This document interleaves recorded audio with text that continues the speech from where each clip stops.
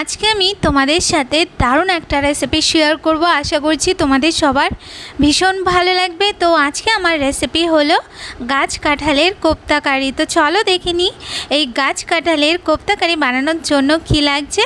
তো দেখো, প্রথমে আমি কড়াইয়ের মধ্যে দিয়ে দিয়েছি জল, আর এরপর আমি ওর মধ্যে দিয়ে দিয়েছি একটু বড় বড় করে কেটে রাখা দুটো মিডিয়াম সাইজের আলু, আর এখানে কাঁঠালটা আগেই কাটা ছিল তো সেটা দিয়ে দিয়েছি। এরপর ওর মধ্যে আমি পরিমাণ মতো লবণ আর একটুখানি হলুদ দিয়ে তারপরে একটু নাড়িয়ে ছাড়িয়ে নিয়ে এরপর আমি ঢাকা দিয়ে এই সব কিছুকে সেদ্ধ করে নেব।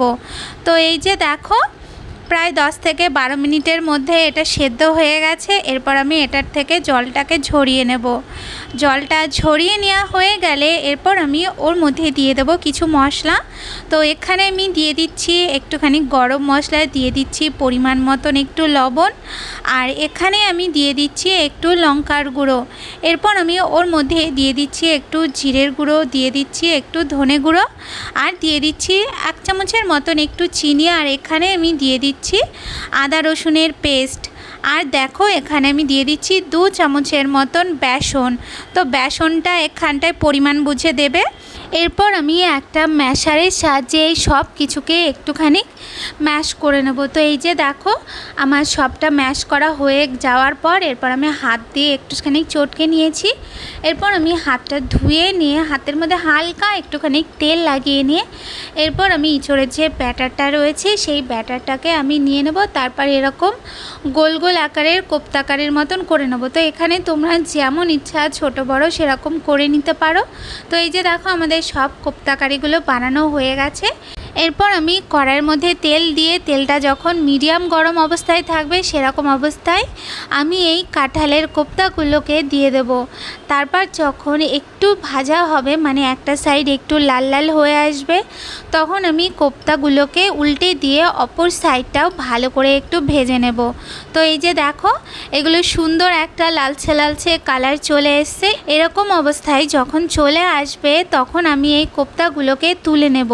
কোফতাগুলোকে তুলে নেওয়ার পর এরপর আমি ওই তেলের থেকে কিছুটা তেল একটুখানি কমিয়ে রাখবো। কমিয়ে রেখে এরপর আমি ওর মধ্যে দিয়ে দেবো, এখানে আমি দিয়ে দিচ্ছি তেজপাতা, 1 চামচের মতন গোটা জিরে, আর কয়েকটা গোটা গরম মশলা। এরপর আমি ওর মধ্যে দিয়ে দেবো পেঁয়াজ কুচি। তো এখানে আমি 2টো মিডিয়াম সাইজের পেঁয়াজ কুচি দিয়েছি। পেঁয়াজটা দিয়ে পেঁয়াজটাকে একটু ভালো করে নরম হওয়া পর্যন্ত ভেজে নিতে হবে। পেঁয়াজটা যখন ভাজা হয়ে যাবে তখন আমি ওর মধ্যে দিয়ে দেবো, এখানে আমি আদা রসুন আর লঙ্কাকে একসাথে পেস্ট করেছিলাম সেটা আমি দিয়ে দিয়েছি 1.5 চামচের মতন। এরপর ভালো করে নাড়িয়ে চাড়িয়ে এটাকে পেঁয়াজের সাথে একটু কষিয়ে নিয়ে এরপর আমি ওর মধ্যে দিয়ে দেবো টমেটো কুচি। তো এখানে আমি 2টো মিডিয়াম সাইজের টমেটো দিয়েছি। টমেটোটাকে দিয়ে এরপর মশলাটার সাথে ভালো করে একটু কষিয়ে নেব যতক্ষণ পর্যন্ত টমেটোটা একটু নরম হয়ে আসে। টমেটোটা নরম হয়ে আসলে এরপর ওর মধ্যে আমি দিয়ে দিচ্ছি লবণ, হলুদ, দিয়ে দিচ্ছি লঙ্কার গুঁড়ো, জিরের গুঁড়ো, ধনে গুঁড়ো, আর দিয়ে দিয়েছি একটুখানি গরম মশলা। এরপর সব কিছুর সাথে ভালো করে নাড়িয়ে চাড়িয়ে আর একটু সময়ের জন্য কষিয়ে নিতে হবে। কষানো হয়ে গেলে এরপর আমি গ্যাসটা একটু কমিয়ে দিয়ে তারপর আমি ওর মধ্যে দিয়ে দেবো দই। তো এখানে আমি 2 চামচের মতন দই দিয়েছি। দইটা দিয়ে তারপর ভালো করে একটু মশলাটার সাথে নাড়িয়ে চাড়িয়ে নিতে হবে। আর এই সময় দিয়ে দেবো আমি 1 চামচের মতন একটুখানি চিনি। চিনিটা দিয়ে হালকা একটু নাড়িয়ে নেব। তো দেখো, এখানে মশলাটার থেকে তেল ছাড়া শুরু করে দিয়েছে।